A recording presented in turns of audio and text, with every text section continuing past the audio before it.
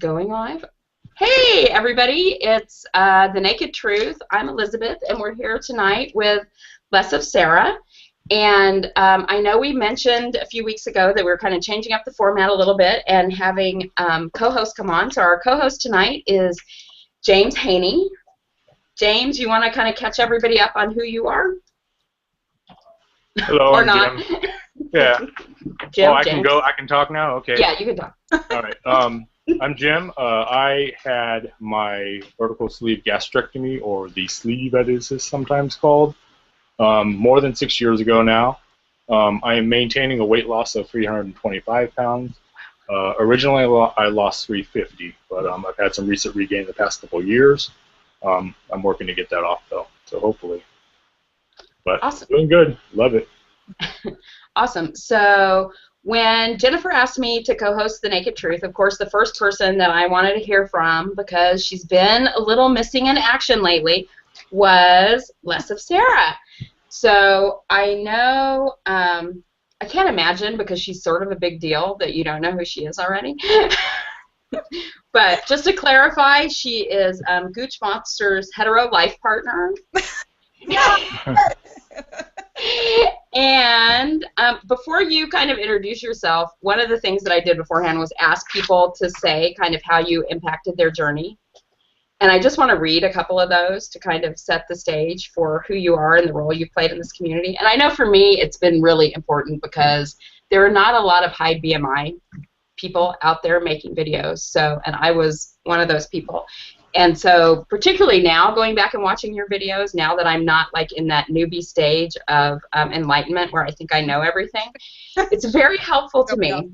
But I'm just going to read a couple. I'm going to read 3. So Lauren Dayton, I know we want to start with that one, right?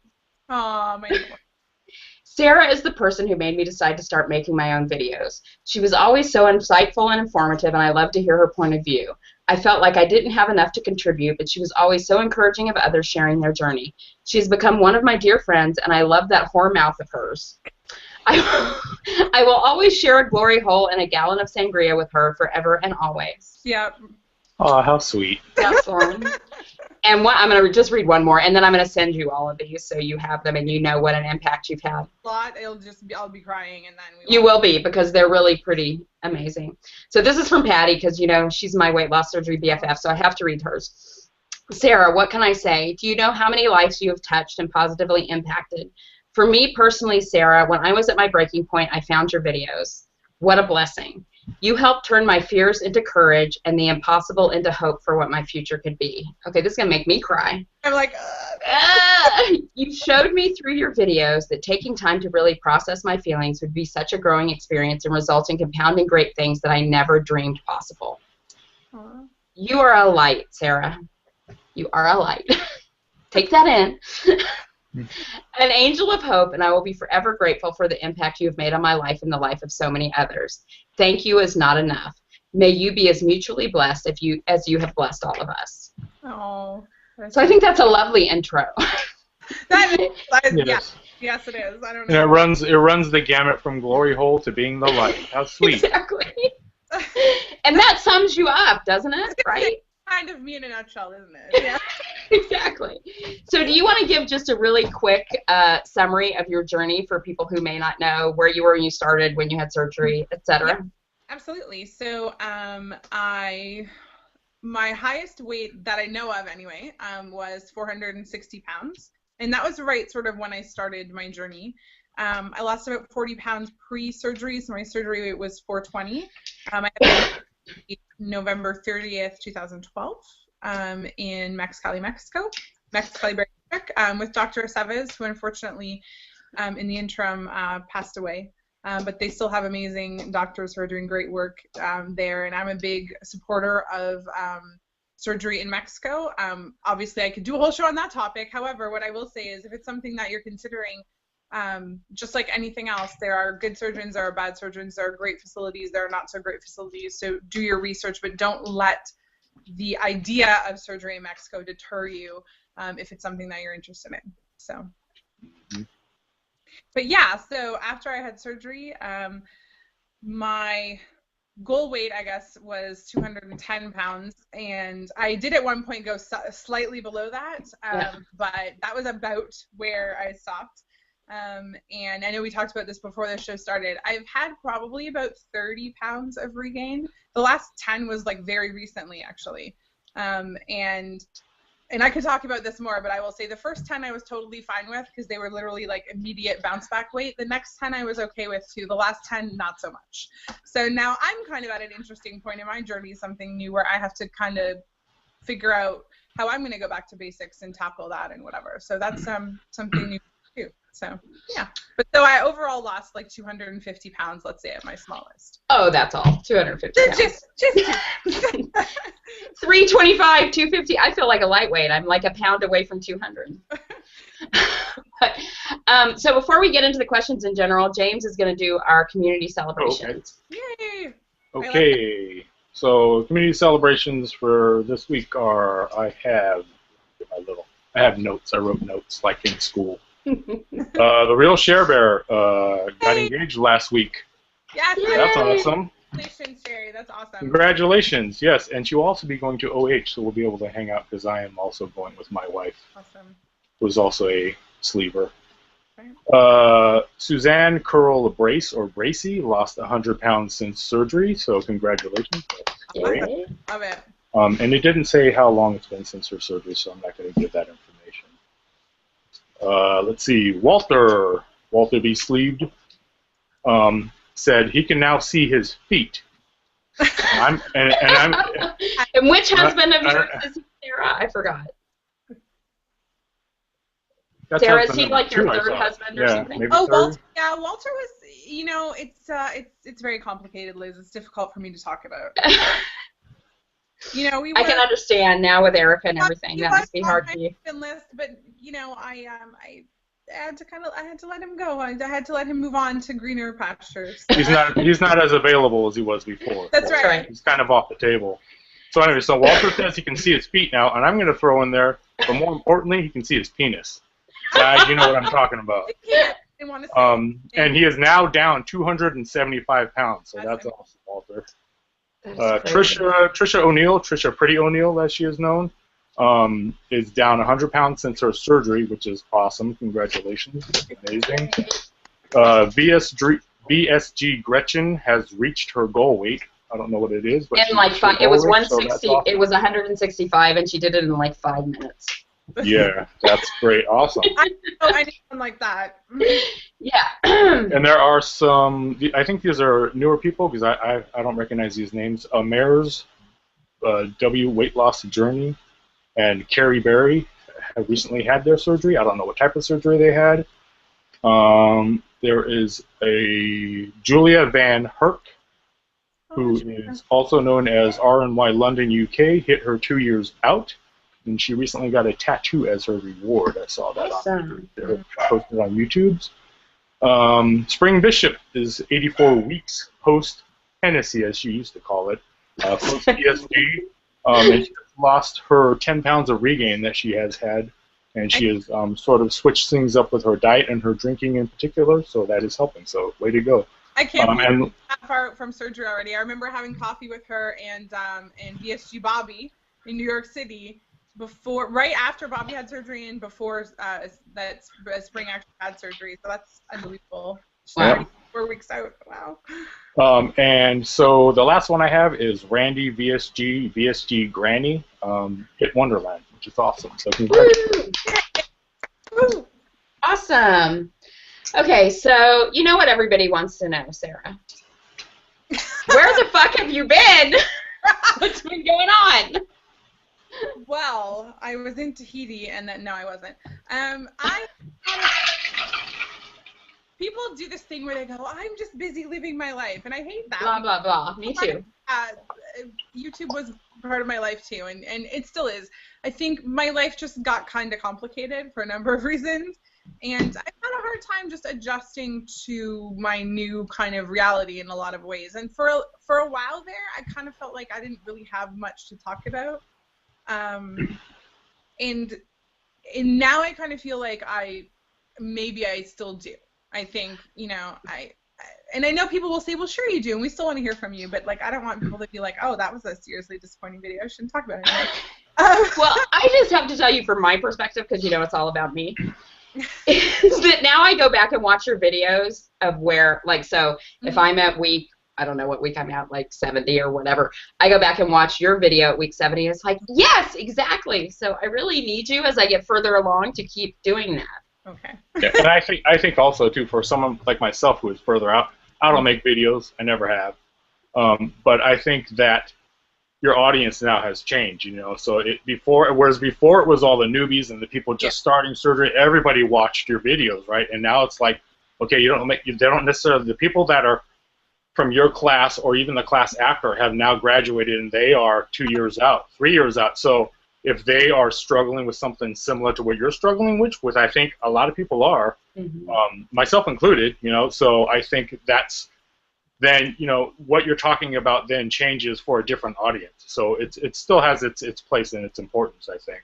Yeah, absolutely. And I mean, I know that people always think like, oh, so-and-so must have disappeared because they gained all their weight back or whatever. Like, no, and again, I said to you guys before, just talking about regain, like, I honestly am not one of those people who has any shame about regain. I think it's a totally normal thing. It happens to lots of people who lose weight, you know, in the everyday sense, whatever you want to, I don't say the normal sense, but the non-surgical way, people who lose weight through surgery, whatever. It's your body's natural reaction to want to gain some of that weight back. And, you know, when I say, like, I regained 30 pounds, a lot of people will be like, oh my God, 30 pounds. But I also lost 250 pounds. So I try and keep that in perspective as well, that my regain related to my loss is still not huge. And also, you know, I happen to be tall, I have a big frame, so no one would look at me and go, oh God, look, she gained 30 pounds again. But I know that I did, and I'm at the point now where I'm not happy about it. But that first 20 pounds, like, I was okay with that. I really was. I didn't, as I've gotten further out, I've learned that being happy and being satisfied with my life is not about what the scale says. And it's not just about with the size of my body or any of that. My goal when I started this process and this journey was just to feel like a normal person. It was to not be what I used to call a circus freak show fat, to not get stared at in public, to not, you know, that was my goal. It was never to be, you know, a size 6 or never to be skinny or whatever. It was just to be normal. And now I feel like my weight struggles are the weight struggles of a normal person. So I'm okay with that. It's a lot better than where I was. Yeah. Very true, and that's why, you know, like I tell people, because, you know, because I'm more than 6 years out now, so I tell people the same thing. It's like, it's almost like what the surgery has done for me has really helped me to sort of be like a quote unquote a normal person when it comes to weight gain. I mean, if a normal person starts to eat too many calories, if a normal person gains 10 pounds during the holidays, which a lot of us do, then they are going to have to work hard. They're going to have to start that New Year's diet, that New Year's go to the gym type crap, you know. And I think that's what it really has done for me anyway. Is I feel like I am a normal sort of functioning as far as my metabolism and things like that, and portion size, because before my portion size was way out of control, was not normal, it was abnormal. And so that's really what's done for me, I think. And so because I've been sitting on my ass for 2.5 years because of my foot problems and stuff, I've had 25 pounds regained. Hello, that's what a normal person would do, you know? Yeah, I feel that way too. I feel like it just gave me the chance to kind of press restart and go back to before I became super morbidly obese and deal with my weight problem like a regular person would, instead of like someone who has, you know, Mount Everest to climb. Right. Yeah. I still have a mountain to climb, but it's a lot smaller and more manageable than it was before. Right. Exactly. And not only that, you know, the difference is like you've recognized now, like whereas before I think like a lot of people, like especially people like us that were super morbidly obese, you know, at some point you don't give a fuck. You're like, shit, I'm 500 pounds, I'm 400 pounds. What's an extra piece? One more Big Mac? What's an extra? Exactly. You know, you don't care. Whereas now you see that your scary regain weight, whatever you want to call that, and you're like, whoa, put on the brakes. What's going on here? What do I need to do? I do not want to return to 400 plus pounds. You know. Yeah. Okay, guys, I just want to. So this is the first time I'm doing this. Facebook and YouTube comments are like going crazy. And I'm trying to keep up with paying attention and doing this, but apparently people are having a problem commenting on YouTube, so sorry, don't know how to fix that. Do it on Facebook, and I'll try to I will try to figure that out as we're going. But we obviously have a lot of people watching. I'm just going to ask a real quick YouTube question because we're talking about regain, and then let James go into kind of the start of the questions. But Mawiza asked if you feel like the regain was due to kind of getting comfortable. Oh yeah.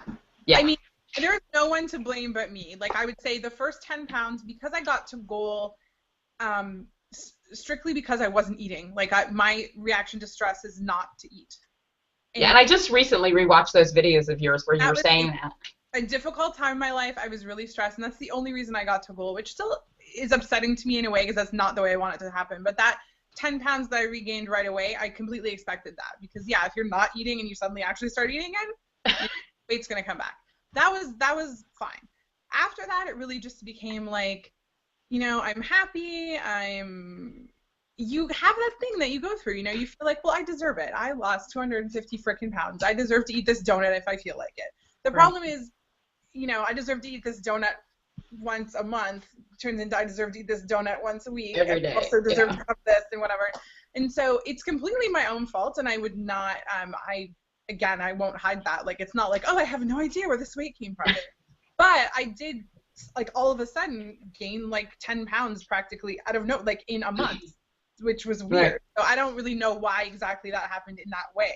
But, well, and your whole life has changed over the last couple of years. I mean, you went from, you went from working at home to not working at home. You went from being married to having a new boyfriend. You went, every single thing about your life has hetero changed. Life partner. Hetero life partner, sorry. I hate the word boyfriend. I feel like I sound like a teenager when I say that. My boyfriend and I, blah, blah. So, yeah. I can't. If someone has a good suggestion on what you call your significant other that is not boyfriend. I also think boyfriend has a very large, like, range of commitment there. You know, like, boyfriend can be like, I'm kind of dating. Well, he moved from the U.S. to Canada. I mean, that's pretty committed. Together, and, you know, so. I don't know how I feel about hetero life partner, but whatever. Homo life partner? Well, yeah. That too, why not? Actually, Sarah Waffle is my homo life partner, let's be honest. And I totally get that after hanging out with her for a weekend. Her lips and her eyes are amazing. I know. So, let me just tell you guys. Chris Waffle is no slouch himself either. He is not. That's true. I agree. They're is not. Couple. So just want to let you guys know real quickly who's watching. Sister Scaleback, VSG Granny, Jennifer Bleacher. She's there on standby in case I totally screw this up. Beautiful Alicia, and a teeny tiny tummy for Christine.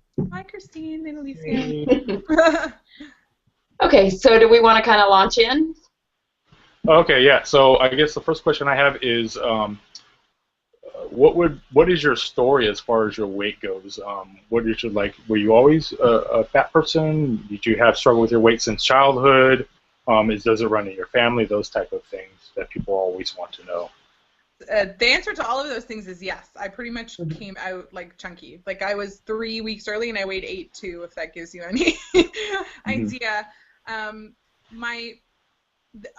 would say morbid obesity actually does run in my family. One part of my mom's family, on her mom's side, my great-grandmother was very, very obese. On both sides of my family, there aren't a lot of skinny people, let's put it that way. My mom's father's side of the family, actually, they are thinner. So in my mom's family, it's a little odd because her and her 2 brothers are both bigger and sort of stockier and whatever, and then her 4 sisters are all very small. So it's a weird kind of physical dynamic in the family. But I was big from the start, and I was always tall. When I was a kid, I was just like pleasantly plump to like fairly overweight. I would say I really didn't become like morbidly obese until I went to university. So I was probably 19.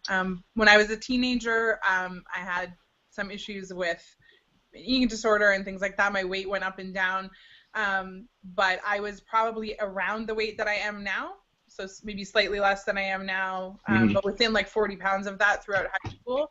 And then when I started living on my own, my freshman 15 was probably like 50.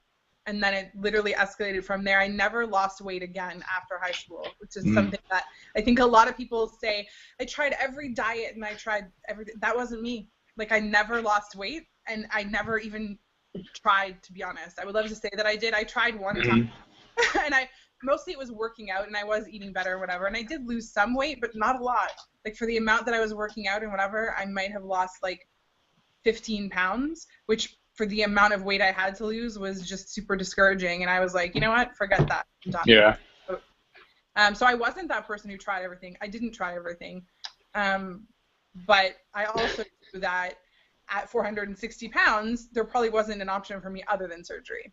Yeah. Like, I would love to be the person that had the wherewithal and the mental strength to have done it on my own, as people say, without medical intervention. I'm not that person. I can totally admit that. I'm not that person. So. Sorry I'm smiling, but like nobody sent in questions beforehand, but like Facebook is friggin' blowing up right now. So, I'm just curious, did your family try to control your weight growing up? Was that an issue? And how did they do that? It was, my family situation was a little different, I think. My dad is talking about this before. My mom is Dutch and my dad's Italian, and we lived with my Italian grandparents. And Italians, obviously, Europeans in general, but Italians specifically, the culture is really all about food. And my grandmother was very, like, the traditional Italian grandmother. No, you need to eat, you need to eat. But at the same time, she would say, oh, you're getting chubby or whatever. When I was older, she would say, well, no boys are going to want you if you're fat. But at the same time, she would be trying to stuff my face full of food. So I got a lot of mixed messages. But I also remember that there was never, I think I talked about this in a video a long time ago, there was never a point in my life where I felt like I was normal or I was okay. From my very first memory of how I felt about my body, I felt like there was something wrong with me. And I don't blame my family for that. They, did the best they could and whatever. But I just, from the first moment I had memories of how I felt about myself, it was always that something was wrong with me because I was too big, too tall, whatever. Did you get teased a lot in school, or? Oh, absolutely. Yeah. For sure. And I think, I grew a thick skin because it happened from the time I was very young, because I was always overweight. So by the time, like, high school came around or whatever, I mean, I just didn't care anymore. I was like, whatever. Like, right. It didn't really actually affect me that much. I know a lot of people talk about being overweight in high school and how it was torturous for them and whatever. I had kind of gotten over it by that point. My eating issues in high school were actually more about other issues that were going on in my life and trying to control that than it was actually people's feedback about how I looked or about my weight or whatever. Right. Yeah, I think people react different ways. Like I said, for a lot of men, guys in particular, I can speak for myself and many of the guys I know that were overweight all their lives. A lot of times they compensate by turning into the funny fat guy. Right. I still consider myself the funny fat guy, you know what I mean? So you learn how to deal with it in different ways, Yeah, I think there's sort of two ways it can go, I find. And women and men, but I mean especially women, you can kind of become like the wallflower girl that doesn't really socialize or participate or whatever, or you become like the super outgoing funny girl because that's the same thing, you're overcompensating. And I think naturally I'm actually more of an introverted person, but I had to teach myself to be that, like, whatever, because that was my only way of getting attention, or at least attention, right? So, yeah, I think that was probably me too, and now that's just who I am, but that's really because it was always an issue for me. Now, I think I remember you saying in videos that maybe during your high school or at some point you actually restricted eating as well, or had issues the other side. Mm-hmm. Me too, yeah. As I said, that wasn't really actually about wanting to lose weight specifically. It was more of a control thing. Mm-hmm. But this is the thing. When you're fat, no one goes, oh my God, you're not eating. You must be anorexic. I mean, that's what it was. I was not eating. My family was like, thank God you're not eating. You look so good. Right. Exactly. And the problem is that you get positive feedback. So it's not like you're skinny and now suddenly you're not eating and people are going, oh no, you're getting too skinny. You're sick. Something's wrong with you. You're not eating and people are going, great, good for you. Look, you lost weight. So it went on for about probably 9 months. And then one of my friends sort of caught on and threatened me and said, if you don't stop doing this, then I'm totally going to out you to your parents and everyone. And so I did, and of course I then gained that weight back plus. But that was it wasn't about food, and it wasn't even about my appearance. It was really about just having something that I could control in my life, because a lot of right, and it's not a lot with a lot of women. It's not that. I mean, if you see a lot of anorexic people, they're not overweight to begin with. Absolutely, yeah. Right. I mean, it's funny that a lot of times eating issues really aren't about food, and I mean that goes for other people too. I think most of the time. Yeah, I don't feel like I have that relationship with food where I go to food for comfort or any of that, which I know a lot of people do have. But yeah, I mean, everyone does that to some degree. Lots of people abuse food in different ways. Right. But eating disorders, in particular, I think are almost never really about food. They're just about, they're not. Yeah, control or. I mean, I could never have been anorexic just because I never would have starved myself.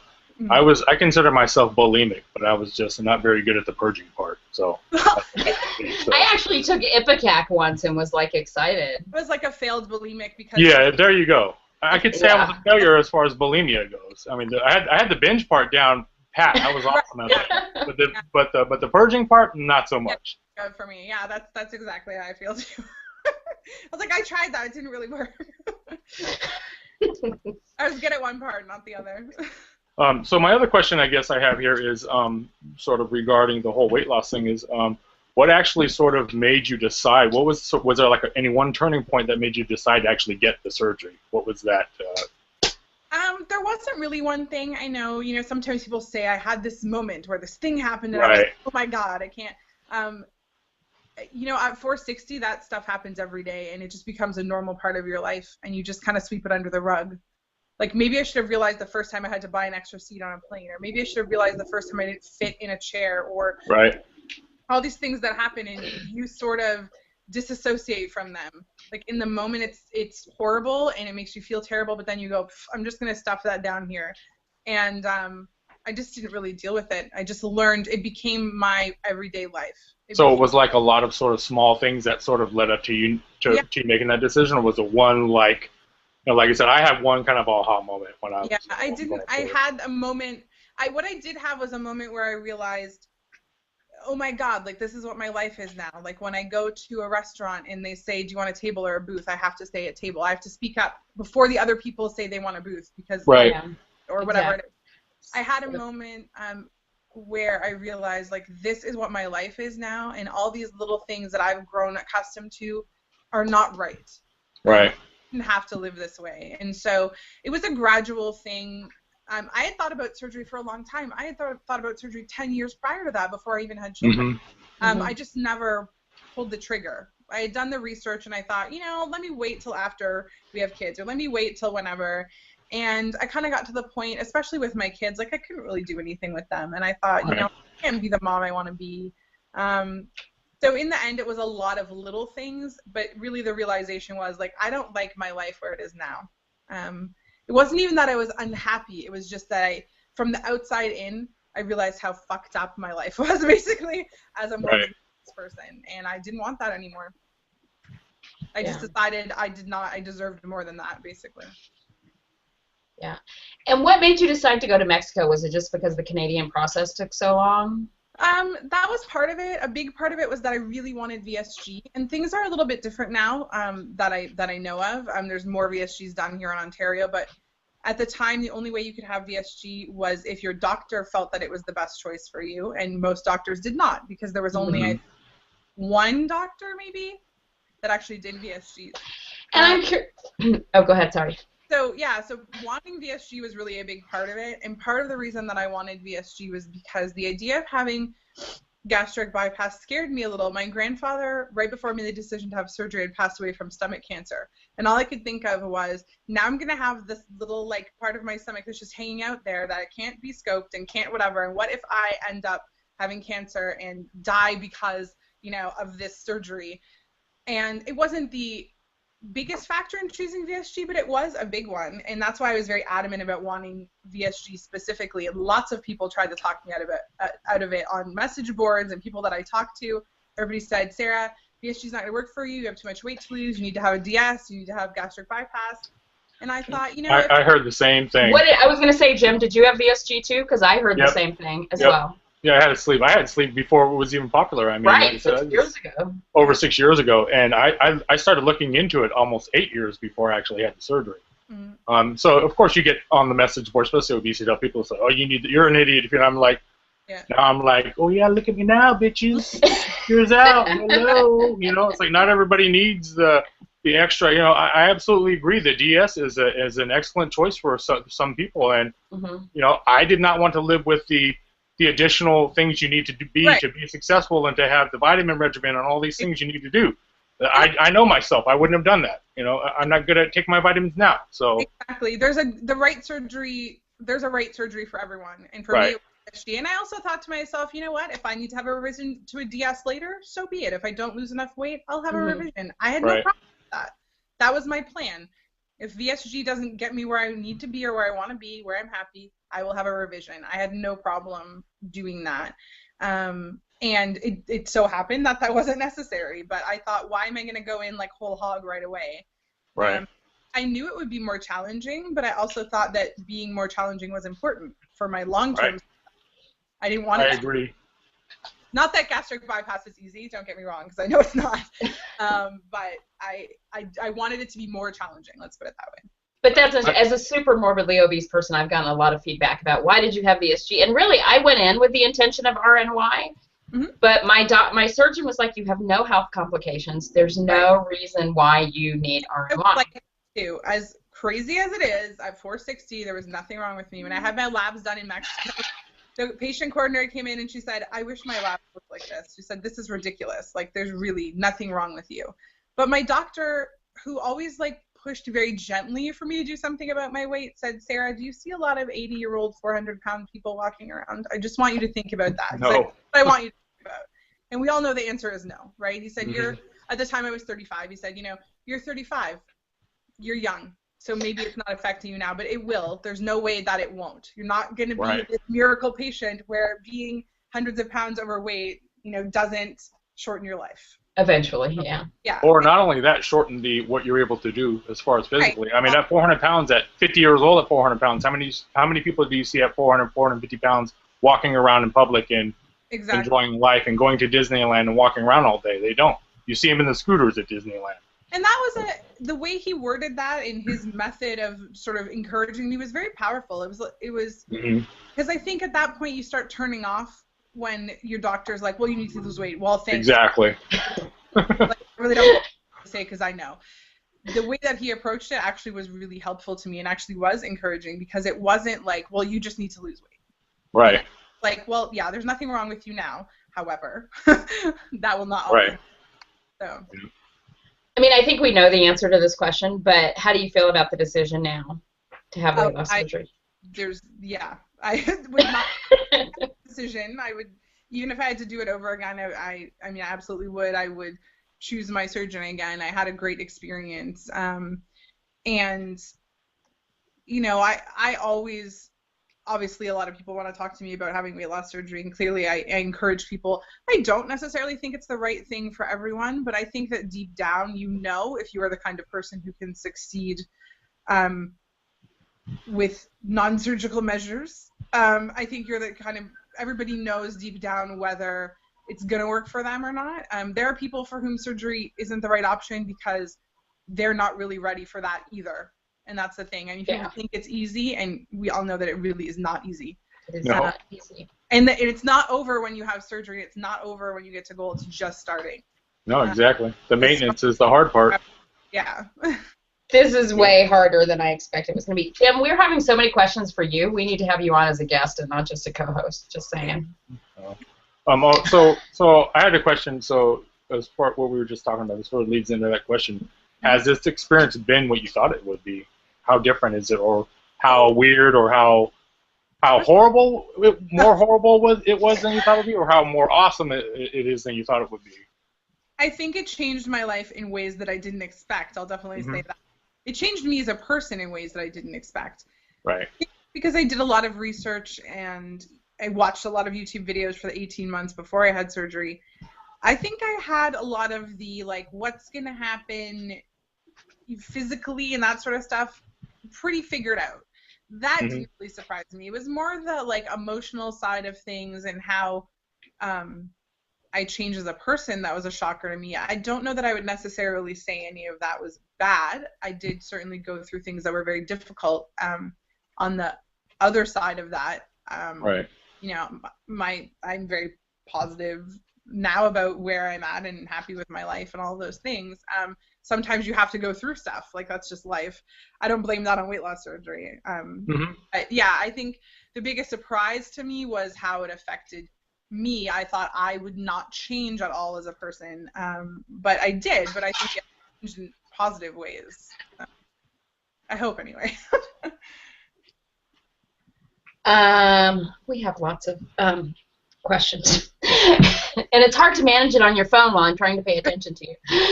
What do you think has been your biggest struggle post-op? You know, honestly, it's probably my self-image.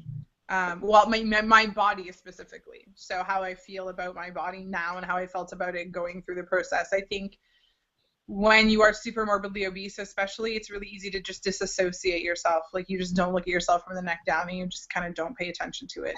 When you're forced to, because of change, you have to buy new clothes or you have to do whatever, then I think it really messes with you. And I said this to Chris, and I know that it sounds screwed up.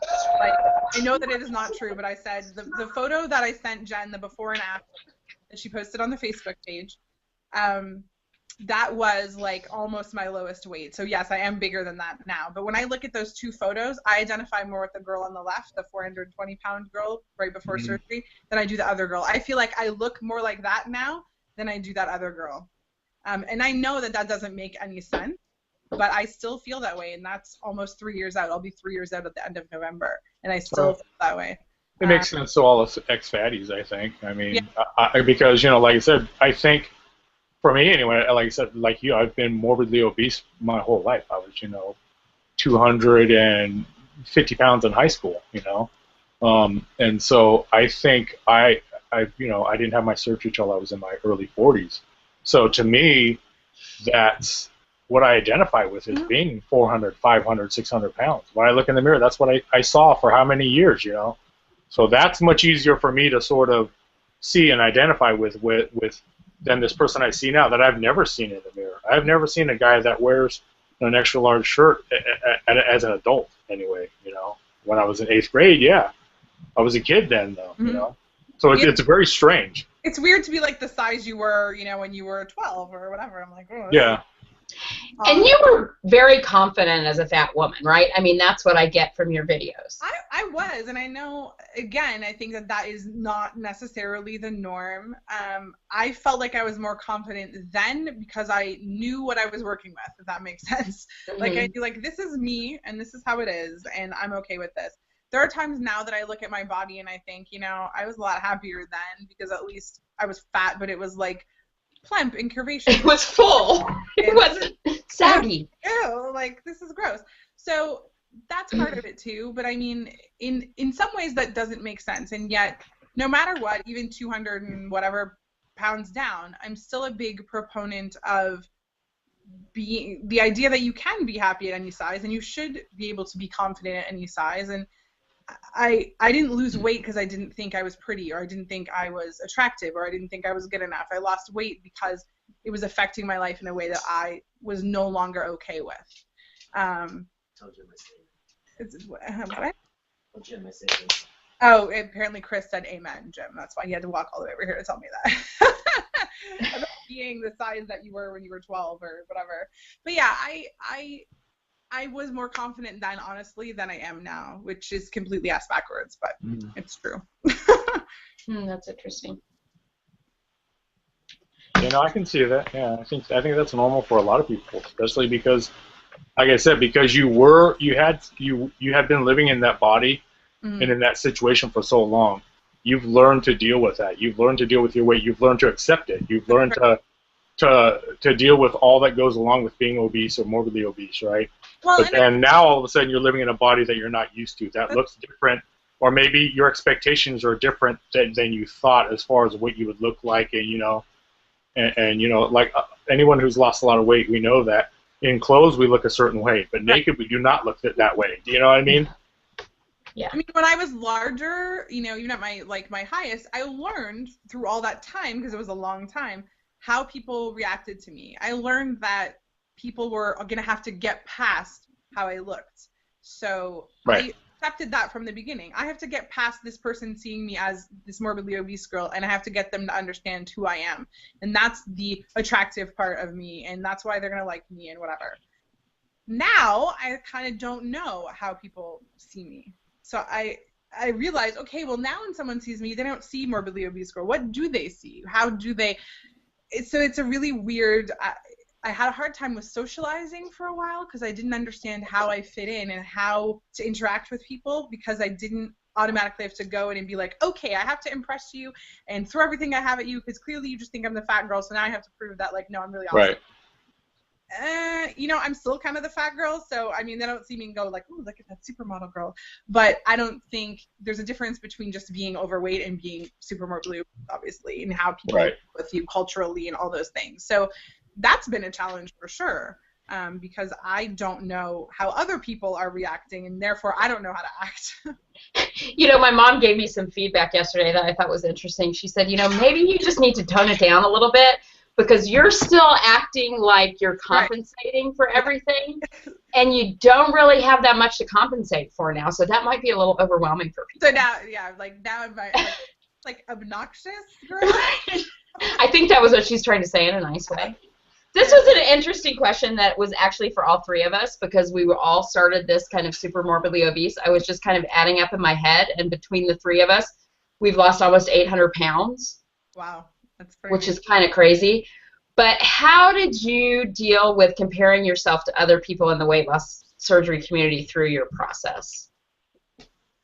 That is a good question. And that's from Ellie in Wonderland. So. Do you want me to answer first? Yeah, go ahead. You answer first. I really tried not to be honest. And I think it was much harder for me because there were a lot less people that I could compare myself with. Because I'm tall. So even if I found someone who was like 400 plus, if they were 5'2", that's a completely different thing to my body type and whatever. So there were really only a couple people that I watched that were very similar to where I was at in starting weight and like height and build and all that sort of thing. And even then I really tried, if I caught myself like being like, okay, I'm in this week, let me go watch this week and see like how much she lost or whatever. Mm-hmm. I really tried to like cut that off because I knew that that was not going to be a positive thing. Like nothing positive is going to come out of comparing yourself to someone else because you're not that person. Who were those people that you watched? I'm just curious because I really didn't find, I mean, I'm not that tall, but I really didn't find very many people other than you and maybe Gastric Rose who were. There was, and I'm trying to think, her YouTube name is now totally escaping me. Her name is Tamara. She's from the west coast of Canada, from Vancouver. Okay. What was her YouTube? I can't believe I can't remember right now. But well, if you remember, we'll post it for people because I just think it's literally important. Was almost exactly. I think her starting weight was 420. Her surgery weight was slightly less, but she's also 5'10". And so, and then there was someone else too, and now I'm completely blanking on who it was. But if I will remember, and I will either on Facebook on my page, but I'll let you know. But yeah, there were at the time there were not a lot of people. Now I think there's maybe a few more people, which is great, and I think all the aspects of the community need to be represented, and this is why absolutely when I was making videos, and even now, I encouraged people who said, "Oh, but I'm a lightweight, I don't have anything to add." No, you do, because just because I don't, I have 300 pounds to lose or whatever it is, and you have 100 pounds to lose, doesn't mean that we don't have things in common. And especially, I was also very encouraging of guys. Now it's a lot different. When I started making videos, there were very, very few men that were making videos. So I always tried to encourage any of the guys that I saw starting to make videos to make more videos because I thought it was really important. Clearly, there are lots of men having weight loss surgery, so we needed to have a more diverse community. That was kind of my thing and what I tried to encourage people to do and what I still encourage people to do. Your story is important no matter what it is, whether you're a lightweight, whether you're, and I hate that term, but no matter how much weight you have to lose or where you are in the process, your story is important. Yeah, for me, I think from a comparison aspect, I mean, I think because we weighed more to start with, I mean, I know I lost more weight than a lot of people did initially, and it went faster because I had so much more to lose. But the tough part for me was to be like, okay, I'm 18 months post-op, and I am just now to where I wouldn't qualify for weight loss surgery. Right, yeah. You know, and that's a little struggle when people are, you know, hitting their goal in like 5 minutes. Things to goal in 5 or 6 months, and you're like, yeah, hey, I've got another. Whatever. Yeah, I mean, it took me at least 18 months, I think. And I lost weight fairly quickly too. It wasn't like so it does this. I do compare myself to you now that I'm going back and watching those videos, and it's like, oh, look, 18 months, she hit her goal. I'm not there yet, but I'm like close to the same weight you were. Right. So. But I'm like way shorter, but whatever. What about you, Jim? For me, it was very similar, I think. Honestly, as far as like, and also comparing with like what type of surgery, there wasn't a lot of people having a sleeve that were 400, 500 pounds out there, you know, and I was 600 pounds basically. So for me, I actually befriended people locally at support groups that I knew were similar to my starting weight, and I basically picked their brain a lot of times to find out what did you do to get to where you are now, if they were successful, you know.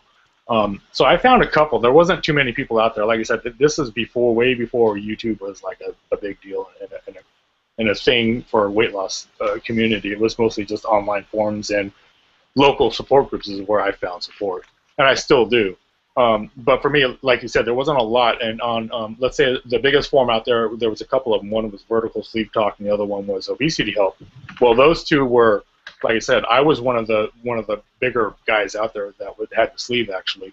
So I found other people with different surgeries, and that's the thing is there's a lot of times like we talked about before, there is a big separation of, there's also a separating of a dividing of the different types of surgeries, not just lightweight to heavyweight, but it's also, I've had lap band, I've had DS, I've had whatever, you know, and those forms are split up into those categories usually. But so in the VSG form, for instance, I didn't find a whole lot. I was probably one of the biggest guys out there, and so I didn't have a lot to compare with. So I honestly didn't compare myself to other people. But I also, like I said, I've talked about this before on one of the other shows I was on, Fat Kings or something about. I always felt like, because locally I had lots of friends that had the surgery at the same time I did, like within a month, and it was hard because I liken it to them going on us all having a destination going on a trip, and then like them already being in Jamaica and partying and having a good time because they got to goal in 7 to 9 months. Yeah. And some of them lost 150 pounds. And here I was, like you guys, had to wait 18 months, 22 months until I reached my ultimate goal, but 18 months to lose over 300 pounds, right? And so I was like, I felt like I was always just watching them on the sidelines, kind of like being a little bit envious of them. But I also had to think, okay, well, they had to lose 150 pounds. I had to lose twice that amount, easy, you know. So it's hard to sort of think about in your brain and sort of get that past, you know, where you think about that all the time. So that's the hard part, is waiting the extra year or year and a half sometimes, you know. But I didn't do a whole lot of comparing myself to others. You know, I often tell people. Till you hit your goal, like 22 months, did you say? So yeah, 22 months. I was 350 pounds down by then. Like I said, I lost probably 310, something like that, within 18 months. So at 18 months, I kind of started, you know, becoming a little bit more lax and kind of going, oh, I kind of have this, you know, I'm already down. I've lost more than half my body weight, you know, I'm doing good. And so it took me, you know, another few months to lose the rest. But, you know, like I said, it's definitely a mind fuck, because you're like, the people I go to group with are all skinny already. And I'm looking at them, I'm going like, okay, I'm still a fatty over here. You know, what's the deal? People look at me and they're like, what, you're 18 months out? You're still 300 pounds? And they're looking at the guy that's 150 pounds and they're like, he's only 9 months out. You know, what's the deal? Well, I always feel like if I tell someone, and it happens very rarely, not that I'm secretive about surgery, but just I don't really tell people unless it comes up, because I think it's a weird thing to just like come out and be like, oh, by the way, surgery. I tell everybody that I need to stop. It is very weird. If I tell someone I have weight loss surgery, that they look at me like, oh, like, did it not work? Like, we went to, right before, when we went to WLSFA, Patty and Sherry and I went to Cheesecake Factory, because, you know, that's where you go when you're a weight loss surgery patient, next to the hotel. And it was just hysterical because the waitress comes up and we don't eat any of our food, right? And we're like laughing hysterically saying we're here for a weight loss surgery conference. And we're like, yeah, and she thinks we haven't had it yet. Not only they're looking at you like, what are you guys eating? Why are you at the Cheesecake Factory if you have surgery, you know? Yeah, well, I definitely had that where, like, right after you have surgery, I was having lunch. I was having sushi with another weight loss surgery patient also who was, like, very overweight, and we still both were, like, at least 300 plus pounds. And the waitress just thought it was, like, super weird. We ordered, and she's like, is that all? Like, no, she's like, what's up with the fatties over there, like, sharing a roll? What's going on? Yeah, they're like, she's like, look they're trying to pretend like they don't eat anything, and then they're gonna go home and eat a whole cheesecake. We just laughed about it because it's funny. Like, I would think that too. Like, I don't really, you know, I don't judge the judgers. I'm like, it's all right. I would probably think the same thing. You know, don't worry. Yeah. So we're like already just like have 10 minutes left, which is crazy. We haven't answered all of our questions. We haven't answered any of the questions. So before we go into the rest of the questions, I just want to ask you one thing. If I send you questions from people, will you consider making a video answering those questions that we got in? Yes, I will. Okay. Yeah. That would be awesome. Maybe we just, Jim, want to go into the business relationship stuff because I know that's stuff people are interested in. Yeah. So the question is, like, how has this affected like your career, if it has at all, or any friendships, like as far as your weight loss, regarding your weight loss and the surgery? So I worked for myself and I worked from home for 8 years, and 5 of those years, or 6 years before I had surgery. So I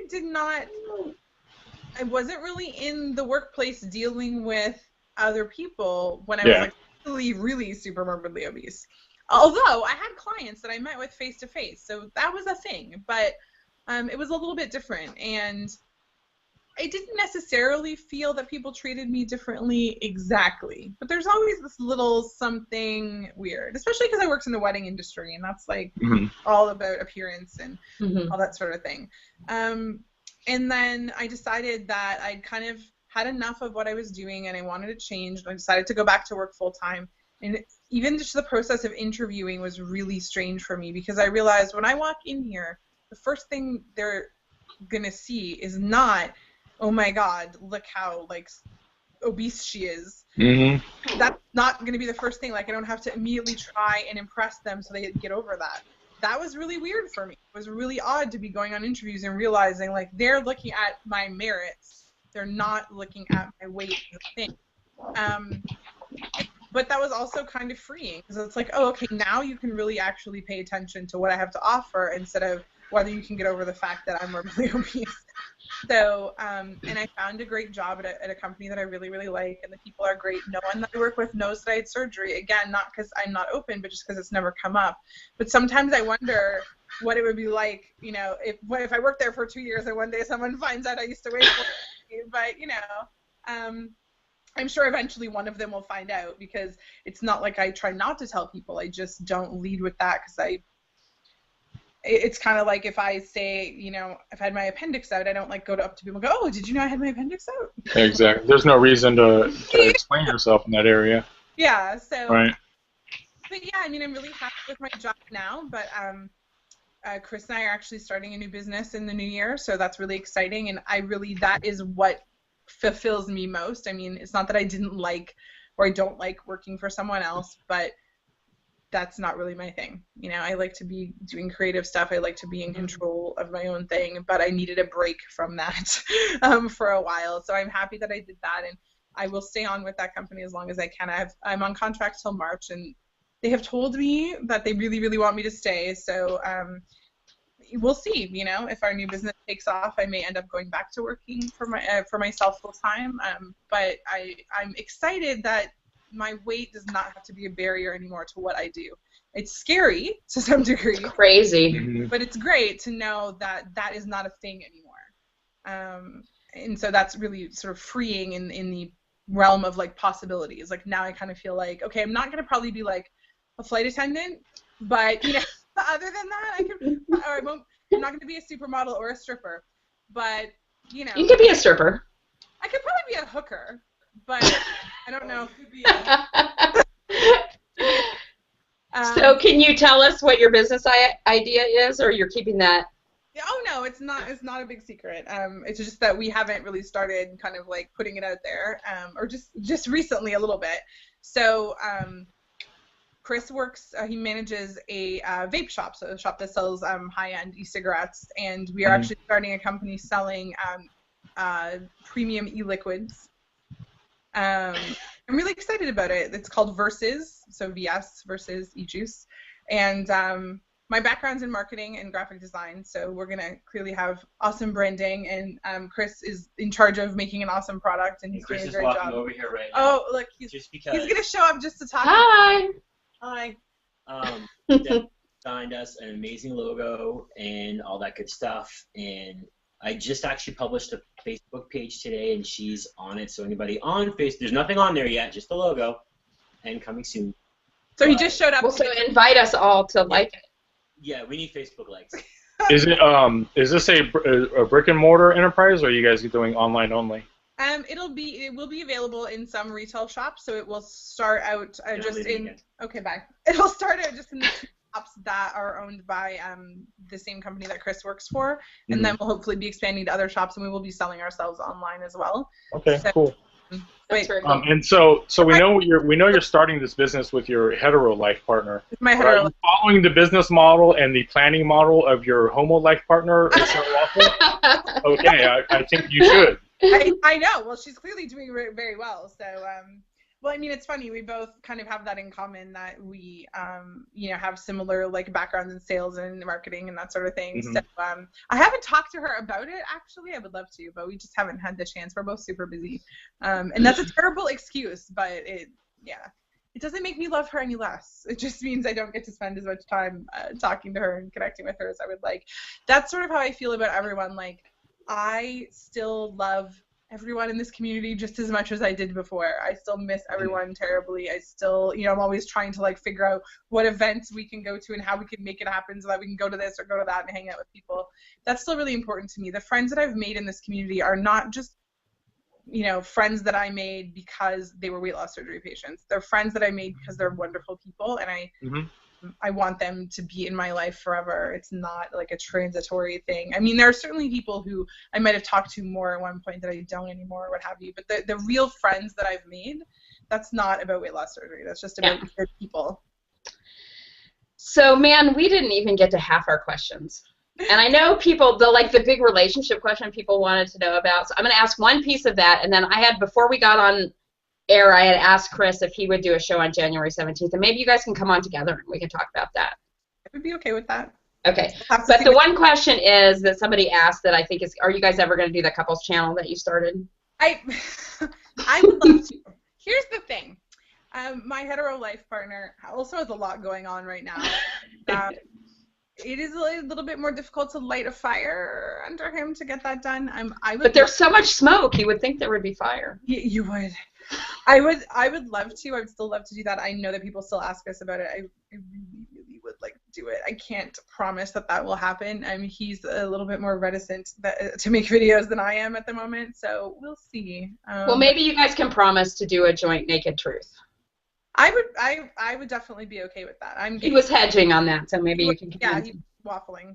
Pardon the pun. Oh. I think Chris is probably a little bit too enamored with and sort of in love with the that Canadian delicacy, poontang. Is that what it's called? He said poontang all the time. Yes. Poutine. Right. So poutine, is that what it's called? Oh, okay. You know what I mean.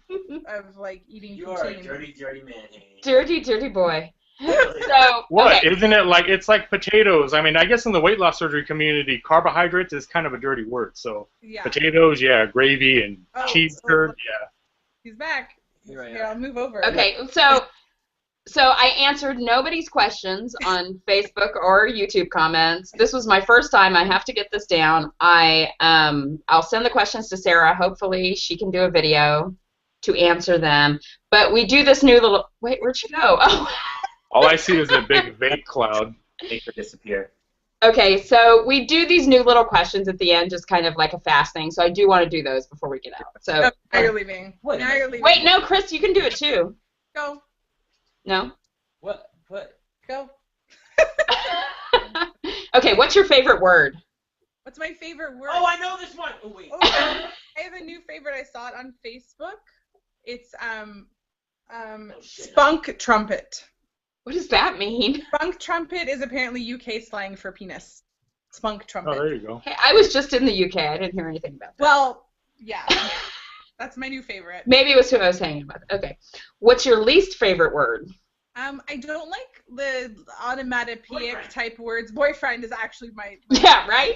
But after that, it's anything that like sounds like what it is, like squeak or pow or stuff like that. It creeps me out. I don't like it. How do you feel about moist? That's been our... I'm totally okay with the word. You're good with moist. In fact, Okay. there is a Canadian band from the 90s called Moist that I was a huge fan of, so I clearly don't have a problem with the word.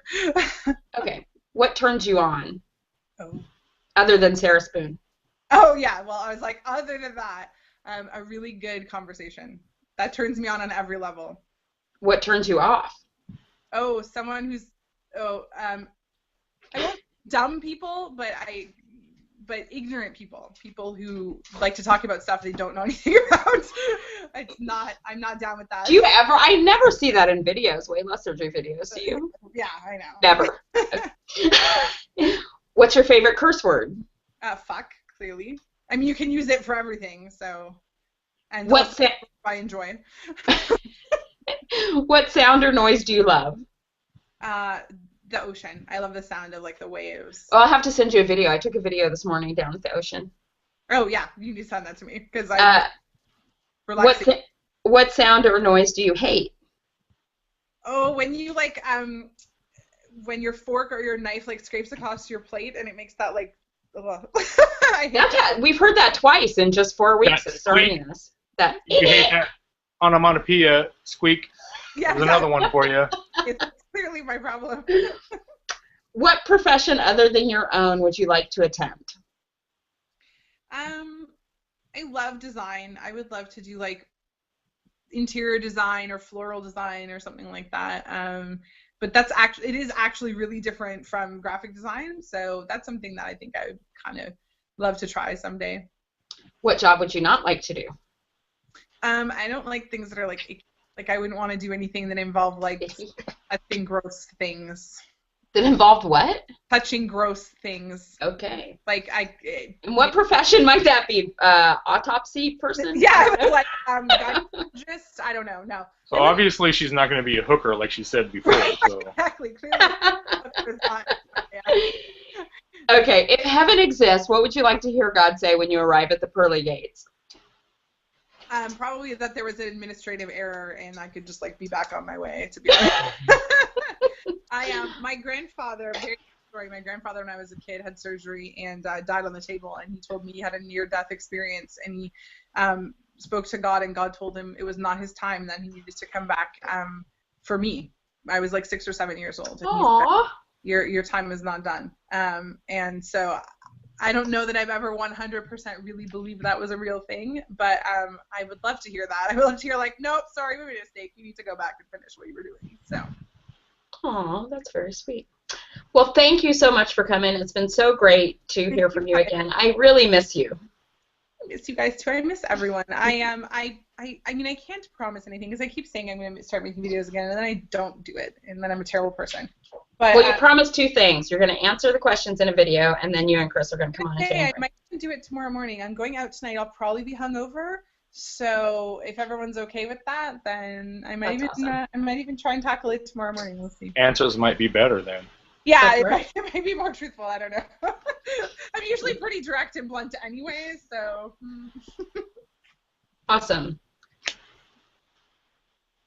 Okay, so I need to say about next week's show. So next week there will not be a show, which I probably shouldn't have said next week's show because now people are going to be confused. There will not be a show next week due to Obesity Help Conference that I will be attending, my wife will be attending, and Elizabeth is going to be there, and lots of other people. So if you're not going, you should make time to show up and hang out with this awesome event we're all going to go to. And on 10/25, the guest will be Amy Gets a VSG with Lindsay Flygirl as the co-host. Great. And if you guys haven't, we're trying to get enough subscribers to our YouTube page to actually take up some of the benefits at YouTube Space LA. So if you haven't already subscribed, share it with your other friends, and we'll see you in 2 weeks. Thanks, guys.